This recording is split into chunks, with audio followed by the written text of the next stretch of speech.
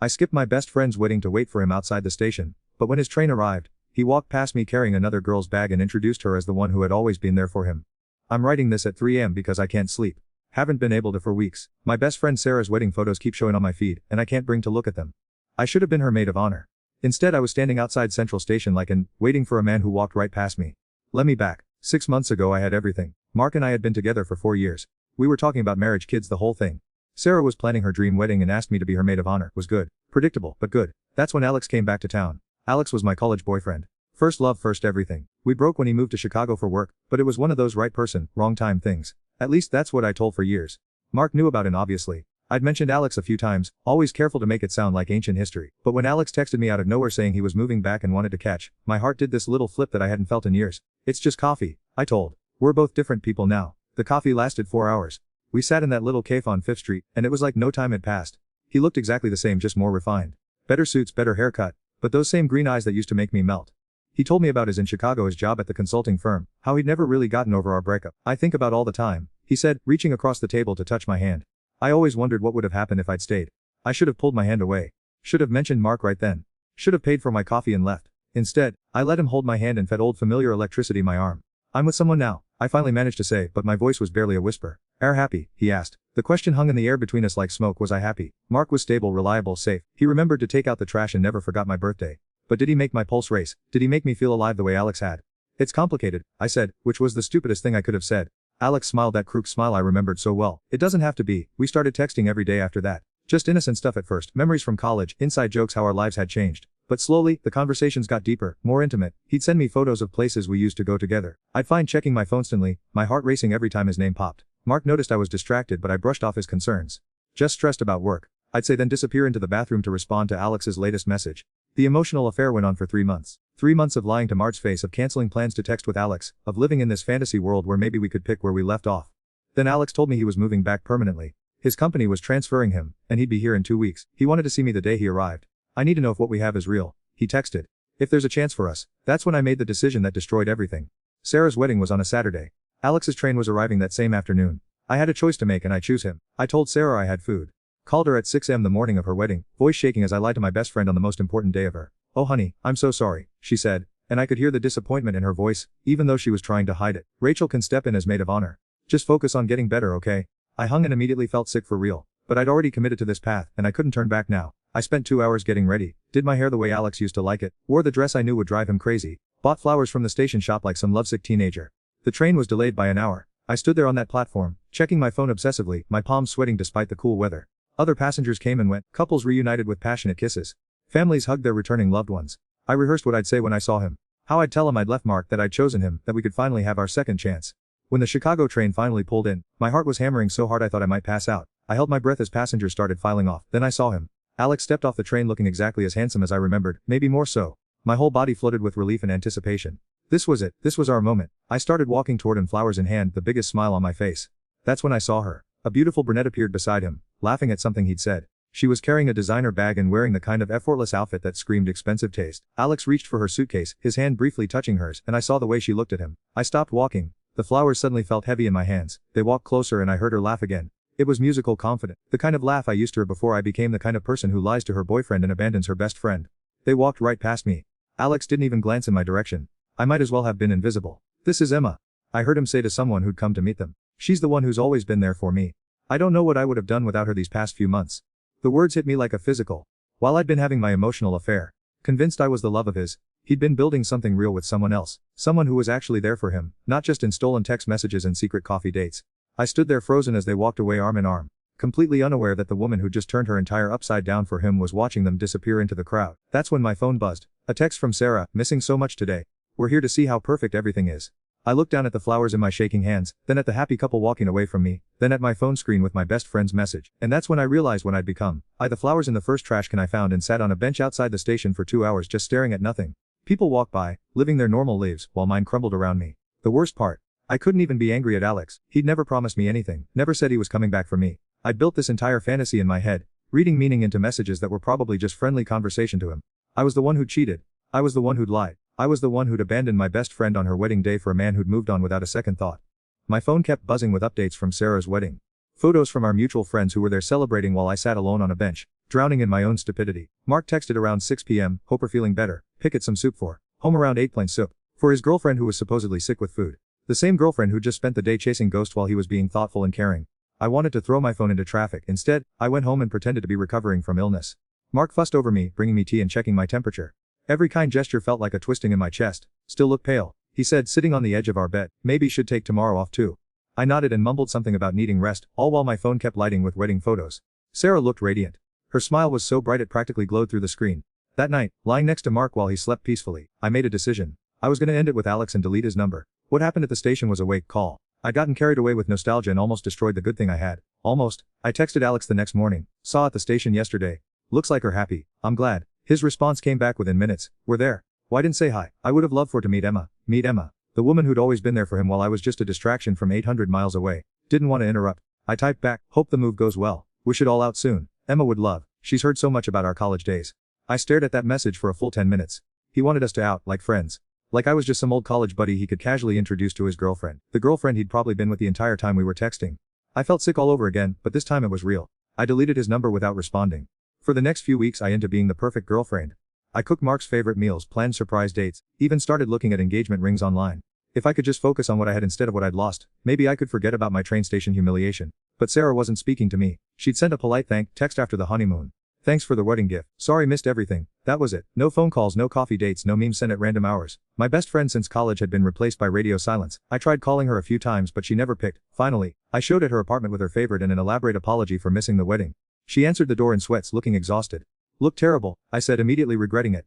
I mean, are okay. She let me in but didn't offer me a seat. The wedding was beautiful, she said, her voice flat. Rachel did a great job stepping in as maid of honor on 2 hours notice. Sarah, I'm so sorry, I was really sick and no, weren't.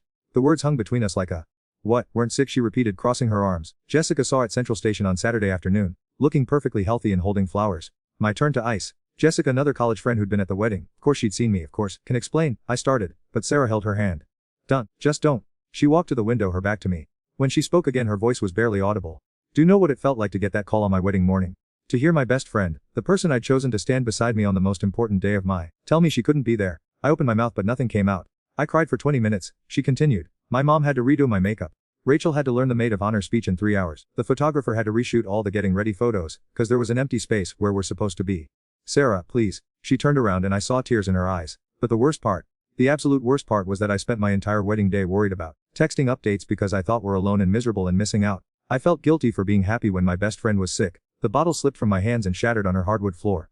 Red splattered across the room like, so tell me, Sarah said, her voice getting stronger. What was so important at that train station that had to destroy my wedding day for it? I stood there in the mess I'd made, literally in figurative words that could possibly explain what I'd done. There was this guy. A guy. From college. Alex. He was moving back, and I thought what? That leave boyfriend and run away together. That he'd see and sweep off feet. The sarcasm in her voice deep, but not as deep as the accuracy. It sounds when say it like that. It sounds when say it anyway. Sarah back. Away 4 years of friendship for some fantasy about a college boyfriend. I know I messed but nothing, she said. Made a choice. Chosen over me, over Mark, over everyone who actually cares about. And for what? Did he even show? I couldn't answer. Couldn't tell her that he'd walked right past me with another woman. Couldn't admit that I'd sacrificed our friendship for absolutely nothing. My silence was answer enough. Get out, Sarah said quietly. Sarah, please let me. Get out of my apartment. Get out of my. I can't trust anymore. I can't even look at. I left without cleaning the. Left without another word. Left knowing that I'd lost the best friend I'd ever had for a man who didn't even know I existed. That night Mark found me crying in our kitchen.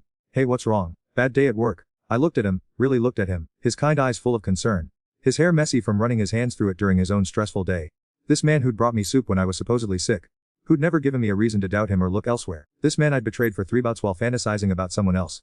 Yet I lied, just a bad day. He pulled me into his arms and I let cry against his chest. He probably thought I was crying about work stress or Sarah's distance. He had no idea I was crying cause I'd realized I didn't deserve him. I didn't deserve anyone. I thought I could live with the guilt. I thought I could bury what happened and move forward with Mark like nothing had changed. I was wrong about that too. The lies started eating me alive from the inside out. Every time Mark smiled at me, every time he talked about our future, every time he defended me when his friends asked why I'd missed Sarah's wedding, the guilt got heavier. She was really sick. I heard him tell his brother on the phone. I felt terrible that she was suffering while everyone else was celebrating. Suffering. He thought I'd been suffering while I was actually destroying my for a man who'd forgotten I existed. I started picking fights with Mark over things. The way he loaded the dishwasher. How long he took to text me back. Whether we should get Thai food or pizza for dinner.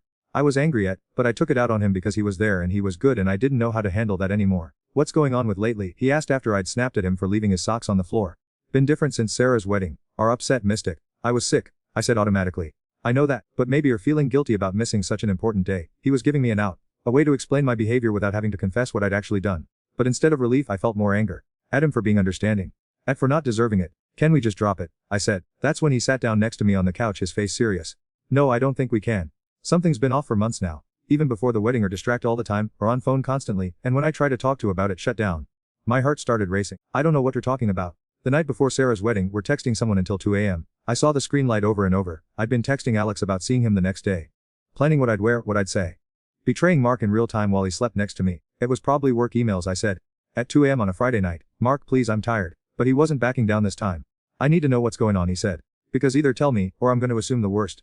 The smart thing would have been to come clean. To tell him everything and hope we could work through it. To finally stop lying and face the consequences of my choices. Instead I doubled down. Nothing's going on, I said. Or being paranoid. The word paranoid hit him like I'd slapped him. His face changed, hardened in a way I'd never seen. He repeated. I didn't mean. No, did mean it. Or gaslighting me. Making me feel crazy for noticing that my girlfriend of 4 years has completely checked out of our relationship. That's not what I'm doing. Then explain the texts. Explain why I've been so distant. Explain why I missed best friend's wedding and haven't been the same since. I stared at him, this man who knew me better than anyone, and realized I had two choices. Tell the truth and lose him, or keep lying and lose him anyway. I chose wrong again. There's nothing to explain, I said, standing.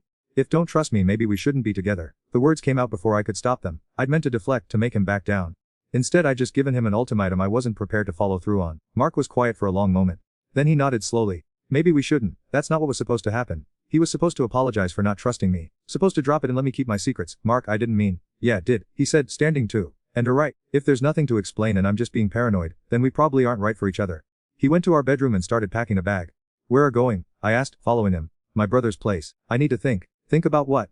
He stopped packing and looked at me with an expression I'd never seen before. Disappointment mixed with something that looked almost like pity. About whether I want to spend the rest of my with someone who thinks I'm paranoid for noticing when she's lying to me. He left that night. The apartment felt enormous and empty without him. I sat on our couch, surrounded by the we'd built together, and finally let cry for real. But even then, I didn't come clean. I told he'd come back, that he was just cooling off and we'd work it out. 3 days later, he texted. Coming to get more of my stuff tomorrow while at work. I think we both know this isn't working anymore. That's when I called Sarah. She didn't answer, but I left a voicemail anyway. Sarah, it's me. Mark left. Everything's falling apart and I don't know what to do. I know you're mad at me, but I really need my best friend right now. Please call me back. She didn't. I called my mom next, she didn't. But how to explain to mother that destroyed relationship and closest friendship chasing after a fantasy? How to admit that they're the villain in own story? Honey, these things happen. Mom said when I gave her the sanitized version. Sometimes people just grow apart. But we hadn't grown apart. I'd blown everything and then acted like it was happening to me instead of because of me. Work became my only refuge. At least there I could pretend to be competent. Could focus on spreadsheets and meetings instead of the wreckage of my personal. That's where I was when I saw the Facebook post. Alex had tagged Emma in a photo from some fancy restaurant. The caption read, 6 months with this amazing woman who moved across the country to be with me. Can't wait to spend forever making her as happy as she makes me. 6 months. They'd been together for 6 months, which meant they'd started dating right around the time he'd first texted me. I'd been the other woman in my own emotional affair. While I was fantasizing about our future together, he was falling in love with someone else. While I was destroying my real relationships for our imaginary one, he was building something genuine with Emma. I'd given everything for someone who'd already chosen someone else. That night alone in my apartment, I started writing this post. Not because I thought it would fix anything. Not because I expected forgiveness or sympathy. But because maybe, if I'm honest about what I did and why I did it, someone else might read this and make a different choice. I cheated on a man who loved me for a man who didn't even see me. I abandoned my best friend on her wedding day for a fantasy that existed only in my head. I lied and gaslighted and destroyed everything good in my cause I thought I deserved better than what I had. I was wrong about that too. Mark is with someone new now. I saw them together at the grocery store last month. She seems nice. She probably doesn't make him wonder if he's paranoid for caring about her. Sarah blocked me on all social media after I kept trying to reach out. I don't blame her. I wouldn't forgive me either. My mom keeps asking when I'm going to start dating again, and I don't know how to tell her that I'm not sure I deserve to be with anyone after what I did. I see Alex and Emma around town sometimes. They look happy. Really, genuinely happy in a way that makes it obvious they belong together. The way Mark and I used to look before I decided it wasn't enough. So here I am at 3 a.m., writing to strangers on the internet because I have no one left to talk to. Because I traded real love for fool's gold and learned too late that some mistakes can't be undone. If we're reading this and thinking about cheating, about chasing some fantasy while have something real, about lying to the people who love because think deserve more don't. And neither did I.